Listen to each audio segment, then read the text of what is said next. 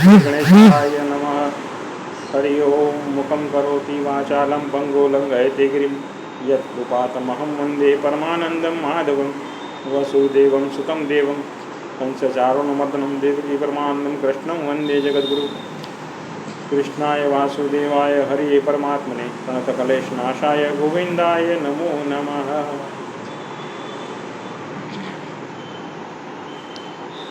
આપણે 15મા કે 16મા અધ્યાયથી ગીતાજીનું પ્રારંભ કર્યો હતો યુટ્યુબમાં મૂકવાનો.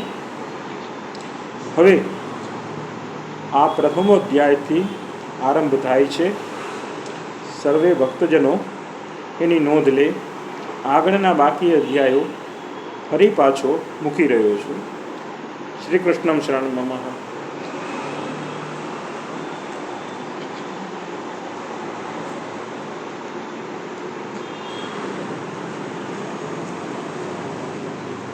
श्री कृष्ण शरणम मम. अध्याय प्रथम. अर्जुन विषाद योग.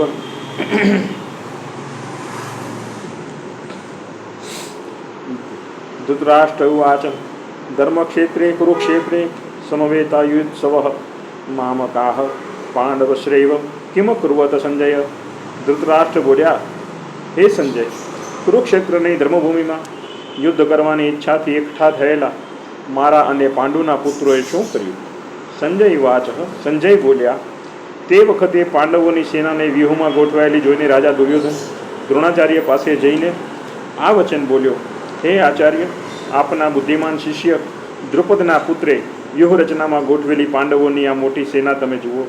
આ સેનામાં ભીમ અને અર્જુન જેવા શૂરવીર બાણાવાળીઓ છે અને રાજા યુયુધાન, વિરાટ તથા દ્રુપદ જેવા મહારથીઓ છે. ઉપરાંત દૃષ્ટકેતુ, ચેકિતાન, કાશીરાજ, પુરુજીત, કુંતીભોજ અને શૈબ્ય જેવા શૂરવીર શક્તિશાળી યોદ્ધાઓ છે.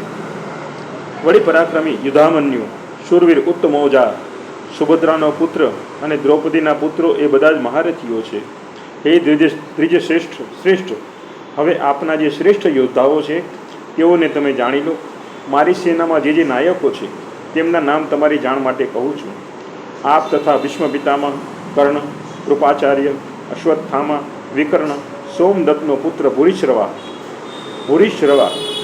જયદ્રથ જેવા આપણા સેના નાયકો છે. ઉપરાંત બીજા ઘણા શૂરવીરો મારા માટે જીવન સમર્પણ કરનારા છે. તેઓ સર્વે વિવિધ પ્રકારના શસ્ત્રોથી સજ્જ અને યુદ્ધમાં કુશળ અને અનુભવી છે. ભીષ્મ પિતામહ વડે રક્ષાયેલું આપણું આ સૈન્ય બળમાં અમાપ છે, જ્યારે ભીમ વડે રક્ષાયેલું એમના સૈન્યનું બળ મર્યાદિત છે. હવે તમે બધા સઘળા મોરચે પોતપોતાના સ્થાને સ્થિર થઈ સર્વ બાજુથી ભીષ્મ પિતામહનું રક્ષણ કરો. સંજય વાચો. સંજય બોલ્યા પછી દુર્યોધનને હર્ષ ઉપજાવતા કુરુવંશના વૃદ્ધ પ્રતાપે ભીષ્મ પિતામહે સિંહ ગર્જના કરી મોટેથી શંખ વગાડ્યો. પછી શંખો, નગારા, મૃદંગ, ઢોલ તથા રણશિંગા એકાએક સામટા વાગવા લાગ્યા. આથી કરીને એ અવાજ ઘણો મોટો થયો. પછી સફેદ ઘોડા જોડેલા મોટા રથમાં બેઠેલા શ્રી કૃષ્ણ અને અર્જુને પણ પોતાના દિવ્ય શંખો વગાડ્યા. શ્રી કૃષ્ણે પાંચજન્ય શંખ, અર્જુને દેવદત્ત નામનો શંખ અને ઉગ્ર કર્મ કરનાર વૃકોદર ભીમે પૌંડ નામનો શંખ વગાડ્યો. કુંતી પુત્ર રાજા યુધિષ્ઠિરે અનંત વિજય નામનો શંખ, નકુળે સુઘોષ નામનો શંખ તથા સહદેવે મણિપુષ્પક નામનો શંખ વગાડ્યો. તેમજ મોટા ધનુર્ધારી કાશીરાજ, મહારથી શિખંડી, ધૃષ્ટદ્યુમ્ન, રાજા વિરાટ, અપરાજિત સાત્યકી, દ્રુપદ, દ્રૌપદીના પુત્રો, સુભદ્રાનો પુત્ર અભિમન્યુ. હે રાજન, આ સર્વેએ પોતપોતાના જુદા જુદા શંખો વગાડ્યા. આકાશ અને પૃથ્વીને ગજવી મૂકતા ભયંકર નાદે કૌરવોના હૃદયોને ચીરી નાખ્યા. પછી હે રાજન, શસ્ત્ર પ્રહારની તૈયારી થઈ ત્યારે ગોઠવાઈને ઉભેલા કૌરવોને જોઈને ધનુષ્ય ઉઠાવીને કપિધ્વજ અર્જુને શ્રી કૃષ્ણને ઉદ્દેશીને આ વાક્ય બોલ્યો. અર્જુન બોલ્યા, હે અચ્યુત, મારો રથ બંને સેનાઓની વચ્ચે ઊભો રાખો, જેથી હું યુદ્ધ કરવા ઈચ્છતા ઉભેલા બરાબર જોઈ શકું કે મારે રણસંગ્રામમાં કોની સાથે લડવાનું છે. દુષ્ટ દુર્બુદ્ધિવાળા દુર્યોધનનું યુદ્ધમાં ભલું કરવાની ઈચ્છાવાળા જે લડવૈયાઓ અહીં આવ્યા છે તેમને હું સારી રીતે જોઈ શકું. સંજય વાચા. સંજય બોલ્યા, હે ધૃતરાષ્ટ્ર, અર્જુને આ પ્રમાણે કહ્યું તેથી શ્રીકૃષ્ણે બંને સેનાઓની વચ્ચે ઉત્તમ સ્થાને રથને ઊભો રાખ્યો. ભીષ્મ, દ્રોણ તથા રાજાઓની સામે રથને ઊભેલો રાખી શ્રીકૃષ્ણે અર્જુનને કહ્યું, હે પાર્થ, આ એકઠા મળેલા કૌરવોને તું જો. અર્જુને બંને સેનાઓમાં ઉભેલા વડીલો, પિતામહો, આચાર્યો, મામાઓ, ભાઈઓ, પુત્રો, પૌત્રો, મિત્રો, સસરા અને શુભેચ્છકોને જોયા. આ બધા સગા વહાલાઓને જોઈ ત્યાં ઉભેલા જોઈને અત્યંત કરુણાથી ઉભરાઈ જઈ અર્જુન અખિલપૂર્વક આ પ્રમાણે બોલ્યો. અર્જુન બોલ્યા, હે કૃષ્ણ, યુદ્ધ કરવા ઈચ્છતા સ્વજનોને સામે ઉભેલા જોઈને મારા અંગો ઢીલા થઈ જાય છે અને મારું મોં સુકાય છે. મારા શરીરમાં કંપારી છૂટે છે અને રૂવાડા ખડા થઈ જાય છે. હાથમાંથી ગાંડીવ સરી જાય છે અને ચામડી બળું બળું થાય છે. મારાથી ઊભા રહેવાતું નથી. મારું મન જાણે ભમે છે. વળી હે કેશવ, મને બધા અશુભ ચિહ્નો દેખાય છે. હું યુદ્ધમાં સ્વજનોને હણીને કલ્યાણ જોતો નથી. હે કૃષ્ણ, તેમને હણીને હું વિજય, રાજ્ય અને સુખ મેળવવા ઈચ્છતો નથી. હે ગોવિંદ, અમારે રાજ્ય, ભોગો કે જીવતર પણ શા કામનું? જેમને માટે અમે રાજ્ય, ભોગો અને સુખો ઈચ્છ્યા હતા તેઓ તો પ્રાણને ધન ત્યજીને યુદ્ધ માટે અહીં ઊભા છે. આ પ્રમાણે આચાર્યો, વડીલો, પુત્રો, પિતામહો, મામા, સસરા, પૌત્રો, શાળા અને બીજા સંબંધીઓનો સમાવેશ થાય છે. તેઓ મને હણે તો પણ ત્રણેય લોકોના રાજ્ય માટે પણ હું તેમને હણવા ઈચ્છતો નથી. તો પછી માત્ર પૃથ્વીના રાજ્ય માટે કેમ હણું? હે જનાર્દન, ધૃતરાષ્ટ્રના પુત્રોને મારીને અમને શું આનંદ થાય? આ આતતાઈઓને હણવાથી અમને તો પાપ જ લાગે. હે માધવ, પોતાના ભાઈઓ એવા ધૃતરાષ્ટ્રના પુત્રોને, કૌરવોને હણવા એ અમારા માટે યોગ્ય નથી. કેમ કે સ્વજનોને હણીને અમે શી રીતે સુખી થઈએ?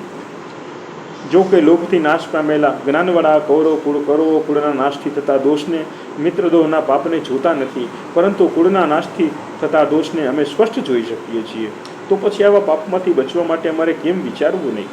કુળનો નાશ થતાં સનાતન કુળ ધર્મો નાશ પામે છે અને કુળધર્મ નાશ પામતા આખા કુળને અધર્મ દબાવી દે છે. હે કૃષ્ણ, અધર્મના દબાણથી કુળની સ્ત્રીઓ ભ્રષ્ટ થાય છે. હે વાસરણીય, સ્ત્રીઓ ભ્રષ્ટ થાય ત્યારે વર્ણશંકર પ્રજાઓ જન્મે છે. વર્ણશંકર પ્રજા કુળઘાતીઓને કુળને માટે નરકની સ્થિતિ સર્જે છે. કેમ કે પિંડ અને તર્પણકિયા જેઓની નાશ પામી હોય તેઓના પિતૃ નરકમાં જ પડે છે. કુળઘાતીઓના વર્ણશંકર કારક દોષોથી જાતિ અને કુળના સનાતન ધર્મો નાશ પામે છે. હે જનાર્દન, અમે સાંભળ્યું છે કે જે મનુષ્યો કુળાચારનો નાશ કરે છે તેઓ અનિશ્ચિત સમય સુધી નરકમાં વસે છે. અહો ખેદની વાત છે કે અમે મોટું પાપ કરવા તૈયાર થયા છીએ, કારણ કે રાજ્ય સુખના લોભે અમે સ્વજનોને હણવા તૈયાર થયા છીએ. તેના કરતાં શસ્ત્ર રહિત અને સામનો નહીં કરતા મને શસ્ત્રધારી કૌરવો રણમાં હણે તો એ મારા માટે વધુ કલ્યાણકારક થાય. સંજય બોલ્યા, રણભૂમિ પર આમ કહી શોકથી વ્યાકુળ થયેલા મનવાળો અર્જુન ધનુષ્ય બાણ ત્યજી દે રથની પાછલી બેઠક ઉપર બેસી ગયો. એથી શ્રીમદ ભગવદ્ ગીતા સુપનિષત્સુ બ્રહ્મ વિદ્યાયામ યોગશાસ્ત્રે શ્રી કૃષ્ણાર્જુન સંવાદે અર્જુન વિષાદ યોગ નામ પ્રથમોધ્યાય. જ્યાં ગીતાનો વિચાર ભણાવવું કે શ્રવણ થાય છે ત્યાં હે અર્જુન હું અવશ્ય સદા વસું છું. શ્રી કૃષ્ણ વાચ. શ્રી કૃષ્ણાય વાસુદેવાય હરિયે પરમાત્મને પ્રાતકલશનાશાય ગોવિંદાય નમો નમઃ. અપરાધ સહસ્ત્રાણી કેન્તિ હર્નિશમયા દાસો મમી માત્મઃ ક્ષમસ્વ પરમેશ્વર. શ્રી કૃષ્ણાર્પણમસ્તુ.